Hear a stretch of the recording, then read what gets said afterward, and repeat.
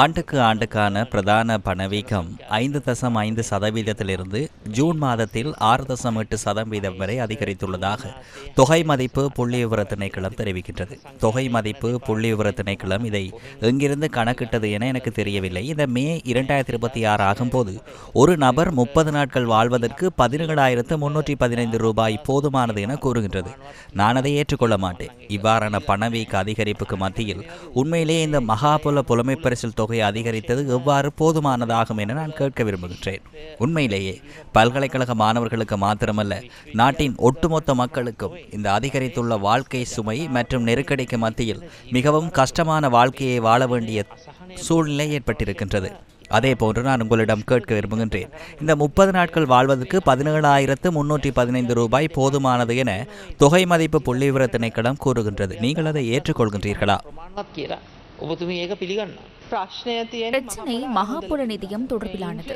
இந்த பணவீக்கம் குறித்து நமக்கு ஒரு விவாதம் தேவை எனின் அதை நாம் தனியாக எடுப்போம். இந்த நாட்டின் பணவீக்கம் 70% இருந்த காலத்தில் மகாபுல 4,000 ரூபாயை வழங்கப்பட்டது. பணவீக்கம் 70% இருந்த காலத்தில் நாங்கள் இதை இரட்டிப்பாக்கியுள்ளோம். கௌரவ பிரதி சபாநாயகர் அவர்களே, எங்கள் காலத்தில் பணவீக்கம் 70% இல்லை அல்லவா?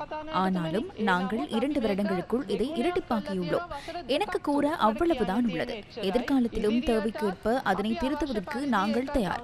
இதற்கு முன்னர் இதைவிட பணவீக்கம் அதிகமாக இருந்த காலத்தில் 5% உயர்த்தப்படாத மகாபல புலமை பரிசிலை நாங்கள் 100% உயர்த்தியுள்ளோம். எனவே இதிலிருந்து நமது அணுகுமுறை என்ன என்பதை இந்த நாட்டு மக்கள் புரிந்து கொள்ள முடியும் என நான் நினைக்கின்றேன்.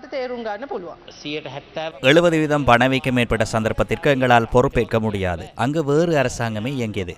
எனவே நான் தெளிவாக கேட்க விரும்புகின்றேன், இந்த 17,315 ரூபாவினை கொண்டு நமது நாட்டில் ஒரு நபரால் 30 நாட்கள் வாழ முடியும் என நீங்கள் நம்புகின்றீர்களா?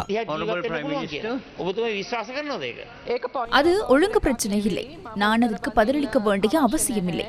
நான் நம்பும் விடயம் இங்கு பொருத்தமானதல்ல. நமக்கு தேவையானது தரவுகள் மற்றும் கொள்கைகளின் அடிப்படையில் தீர்மானங்களை எடுப்பதே ஆகும். எனவே நான் நம்பும் விடயங்களின் அடிப்படையில் நாம் தீர்மானங்களை எடுப்பதில்லை.